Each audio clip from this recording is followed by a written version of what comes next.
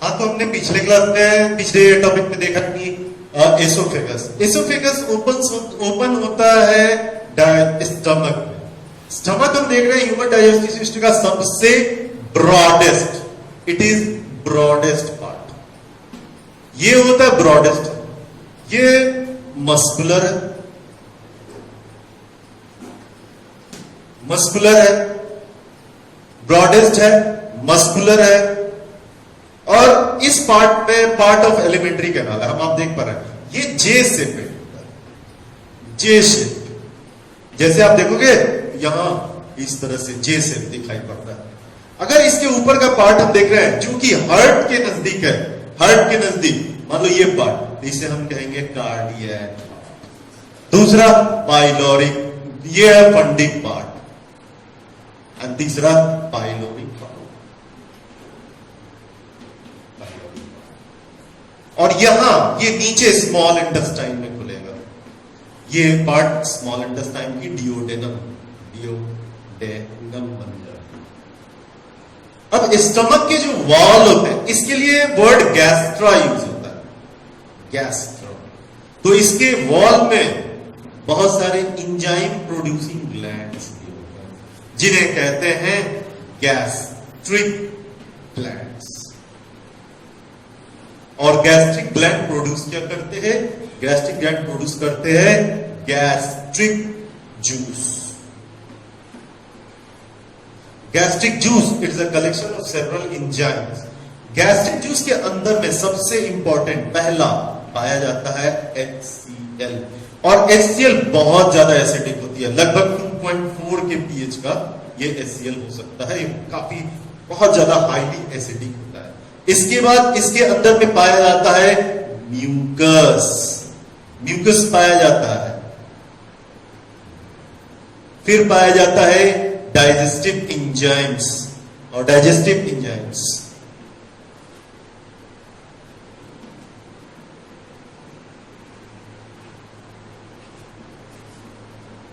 Enzymes, digestive enzyme mucus और digestive enzyme के अंदर में बेसिकली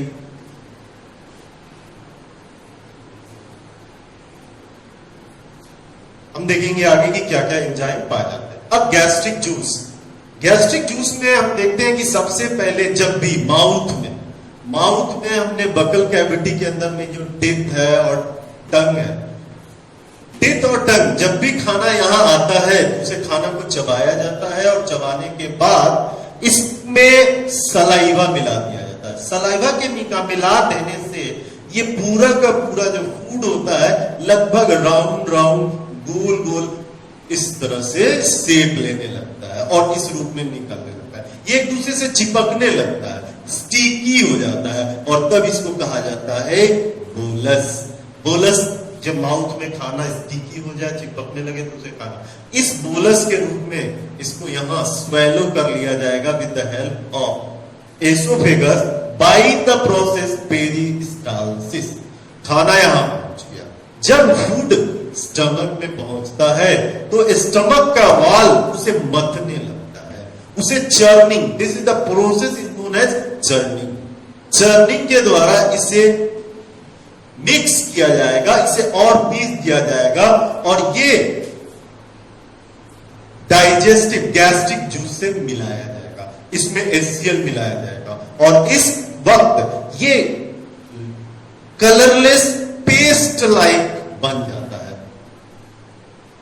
कलरलेस पेस्ट लाइक बन जाएगा, और तब इसका नाम पड़ जाता है काइम, CHYME, काइम। यहां इसका नाम पड़ जाएगा काइम। काइम का मतलब हुआ कि फूड जो है पेस्ट की तरह हो गया है, लगभग कलरलेस है, और इसमें इंपॉर्टेंट क्या हुआ कि गैस्ट्रिक जूस मिलाया गया। अब हम गैस्ट्रिक जूस में अलग अलग देखते हैं।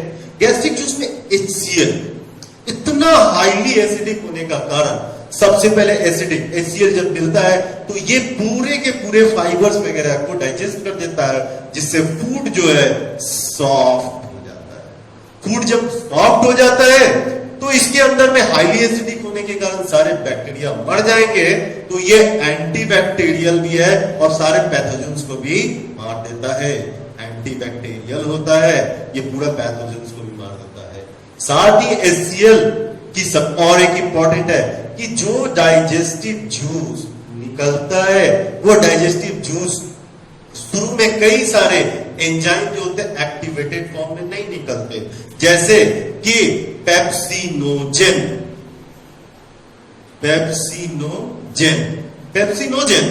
इनएक्टिव फॉर्म में होता है, लेकिन HCl इसको क्या करता है, एक्टिवेट कर देता है।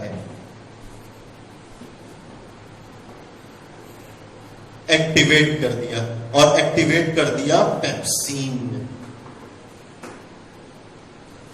उसी तरह से रेनिन प्रोरेनिन के रूप में आता है और उसको भी HCl एक्टिवेट कर देता है रेनिन के रूप में। तो HCl का काम सॉफ्ट कर देना है, एंटीबैक्टीरियल है और साथ में ये बहुत सारे एंजाइम को एक्टिवेट कर देता है उसके एक्टिव फॉर्म में, लाइक पेप्सिनोजेन एक्टिवेट होकर के पेप्सिन बन गया, प्रोरेनिन एक्टिवेट होकर के रेनिन बन गया, और भी कई एंजाइम होते हैं। तो यहां बेसिकली जो एंजाइम है वो ये दोनों सबसे मुख्य मेन एंजाइम है। पेप्सिन का काम क्या होता है, पेप्सिन प्रोटीन पे वर्क करता है और प्रोटीन को पेप्सिन तोड़ देता है प्रोटियोज में और पेप्टोन्स में। प्रोटीन पे प्रोटियोज और पेप्टोन्स में तोड़ दिया जाएगा पेप्सिन के द्वारा। और मिल्क प्रोटीन होता है जिसका नाम होता है कैसेइन प्रोटीन। कैसेइन एक सॉल्युबल प्रोटीन है। सॉल्युबल प्रोटीन होने से वो वाटर में सॉल्युबल रहता है, लेकिन जैसे उस पर रेनिन काम करता है ये उसको इनसॉल्युबल कर्ड लाइक फॉर्म में बदल देता है, जो उसको हम कहते हैं पाराकेसिन। और अब ये पाराकेसिन फिर पेप्सिन के द्वारा डाइजेस्ट कर लिया जाएगा। तो प्रोरेनिन का काम है कैसेइन प्रोटीन को, कैसेइन को बदल दिया जाएगा पाराकेसिन, और पाराकेसिन प्रोटीन पाराकेसिन में बदल दिया जाएगा। ये सॉल्युबल होता है, ये इनसॉल्युबल होता है, तो ये अलग हो जाता है फूड से। जैसे ये इनसॉल्युबल होता है, रेनिन इसको इनसॉल्युबल में बदलता है, वापस प्रोटीन बन जाने के कारण इसे पेप्सिन फिर से प्रोटियोज और पेप्टोन्स में तोड़ दिया। छोटे छोटे बच्चों में हम देखते हैं कि दूध पीने के बाद कई बार छोटे बच्चे उल्टी कर देते हैं, और जब उल्टी करते हैं तो जस्ट अभी उन्होंने दूध पिया है, ठीक थोड़े ही देर में विद इन 5 मिनट जब उल्टी कर देते हैं तो एकदम दूध की जो है दही की तरह कर्ड लाइक निकलता है। उसका कारण क्या होता है कि रेनिन उसे पाराकेसिन में, कैसीन प्रोटीन को पाराकेसिन में बदल दिया, जिसके कारण वो कर्ड लाइक है। वो कर्ड नहीं है, कर्ड लाइक दिखाई पड़ते हैं। अब वो प्रोटीन डाइजेस्ट कर दी जाएंगे। तो स्टमक का मेजर जो काम है, वो स्टमक का मेजर काम हमें दिखाई पड़ा कि खाना जैसे ही पहुंचा उसे बहुत ज्यादा पेस्ट लाइक पीस करके बना दिया जाए, या बेसिकली चर्निंग का प्रोसेस। चर्निंग का मतलब मध देना, मध दिया जाता है। इस चर्निंग के प्रोसेस में एसिड मिलाया जाता है, गैस्ट्रिक जूस मिलाया जाता है। गैस्ट्रिक जूस जो है वो अपने अंदर HCl, म्यूकस और एंजाइम्स कई तरह के रहते हैं। हमने यहाँ HCl का फंक्शन देखा, हमने डाइजेस्टिव एंजाइम। अब ये म्यूकस बहुत इंपॉर्टेंट है। म्यूकस सेल वॉल को HCl से बचाता है। HCl इतना ज्यादा एसिडिक है कि वो हमारे बॉडी को भी डाइजेस्ट कर सकता है। सो HCl से बचाने के लिए म्यूकस एक प्रोटेक्टिंग वॉल बना लेता है। और म्यूकस का एक और काम ये क्या करता है, फूड को, काइम को सॉफ्ट एंड स्लिपरी बना देता है, जिससे कि ये एलिमेंट्री कैनाल में मूव कर पाए। इस तरह से हम देखते हैं कि स्टमक जो है is a major part, stomach is the major part. तो हम यहीं तक पढ़ रहे हैं। अब हम इसके बाद देखेंगे स्मॉल इंटेस्टाइन और कुछ मेजर ग्लैंड के बारे में। स्टार्ट करें। हम देख रहे हैं यहां इस कॉपी हमने देखा स्टमक। स्टमक कंटिन्यू हो जाता है एलिमेंट्री कैनाल में long narrow tube like structure. Is long narrow tube like structure known as small intestine. Small intestine longest part of the alimentary canal होता है। इसको हम अपने हिसाब से 3 पार्ट में बांट देते हैं, डियोडेनम, जेजुनम और इलियम। डिओडेनम सबसे पहला पार्ट होगा जो एंटर करेगा। यहां पे एक डक्ट आकर के ओपन होता है, हिपैटोपैनक्रिएटिक डक्ट। हिपैटोपैनक्रिएटिक डक्ट हिपैटोपैनक्रिएटिक डक्ट ये दो चीज लेकर के आता है, एक आता है बाइल और दूसरा है pancreatic juice. Pancreatic juice, bile जो है लीवर में बनता है। लीवर यहां पर स्टमक के बगल में एक लार्जेस्ट ग्लैंड है जो एक लिक्विड जनरेट करता है जिसे हम कहते हैं बाइल। बाइल टेम्पोररी एक पियर शेपेड सैक लाइक और बैग लाइक स्ट्रक्चर जिसे गॉल ब्लैडर कहते हैं उसमें स्टोर रहता है और वहां से लीवर से जो है हिपैटिक डक्ट के द्वारा ये निकाल दिया जाता है। हिपैटिक डक्ट के द्वारा निकाल दिया जाता है। जब आगे ये बढ़ता है तो हिपैटिक डक्ट में पैनक्रियाज से एक डक्ट आकर के जुड़ता है, नाम है पैनक्रिएटिक डक्ट। और फिर जब दोनों डक्ट मिल जाते हैं तो इसका नाम पड़ जाता है हिपैटोपैनक्रिएटिक डक्ट। इसके बाद जो सेकेंड पार्ट है स्मॉल इंटेस्टाइन का, इसका नाम होता है जेजुनम। जेजुनम के अंदर में देखा जाता है कि इसका वाल भी कुछ ग्लैंड रखता है, जो ग्लैंड इंटेस्टिनल डाइजेस्टिव जूस निकालते हैं। उसका नाम है इंटेस्टिनल जूस या दूसरा नाम है सक्कस इंटेरिकस। सक्कस इंटेरिकस एक जूस है जिसमें कलेक्शन है डाइजेस्टिव एंजाइम्स का जो फूड को करेंगे। और वहां से जब आगे बढ़ता है खाना, जब फूड आगे बढ़ता है तो वहां थर्ड पार्ट मिलता है स्मॉल इंटेस्टाइन का नोन एज इलियम। और ilium is mainly responsible for absorption of the food.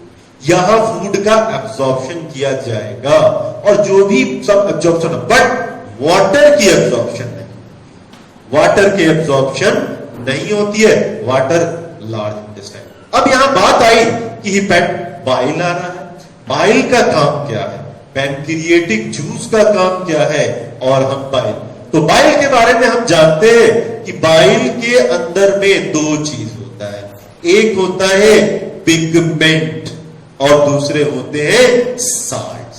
Pigment दो प्रकार के हैं, एक बिलीरुबिन और एक है बिलीवर्डिन। बिलीरुबिन येलो कलर का और बिलीवर्डिन ग्रीन कलर का होता है। फूड यहां पर जिसकी जब जो अमाउंट ज्यादा होता है तो जनरली फूड का कलर वही हो जाता है। बिलीरुबिन येलो कलर देता है, बिलीवर्डिन ग्रीन कलर देता है, पूरा ग्रेइश ग्रीन कलर का होता है। और साल्ट इसके अंदर में वो कई इंपॉर्टेंट साल्ट है जिसका एग्जांपल है sodium Toro collate, sodium glycolate, तो दो सॉल्ट हो गए। अब इस सॉल्ट बेसिक सॉल्ट है, ये फूड के एसिडिटी को खत्म करते हैं और पूरा का पूरा फूड को बेसिक बना देते हैं। तो यहां पर जैसे ही खाना स्मॉल इंटेस्टाइन में पहुंचता है, डिओडेनम में पहुंचता है, सबसे पहले बाइल के सॉल्ट उसे बेसिक कर देते हैं और बेस में कंप्लीट बेस में कन्वर्ट कर देते हैं। उसके बाद ऐसे बेसिक फूड को बाद में डाइजेस्ट किया जाएगा। इसका बाइल का एक और इंपॉर्टेंट काम होता है कि पैनक्रियाज के जूस को एक्टिवेट कर दिया जाए, क्योंकि इनएक्टिव फॉर्म को एक्टिव फॉर्म में कन्वर्ट कर देता है और बिलीवर्डिन कलर देने का काम करता है। और नेक्स्ट क्लास में हम देखेंगे बाइल और पैनक्रिएटिक जूस के बारे में। पैनक्रिएटिक जूस के अंदर में कौन कौन से एंजाइम है और उसमें उनका ईच का फंक्शन क्या है।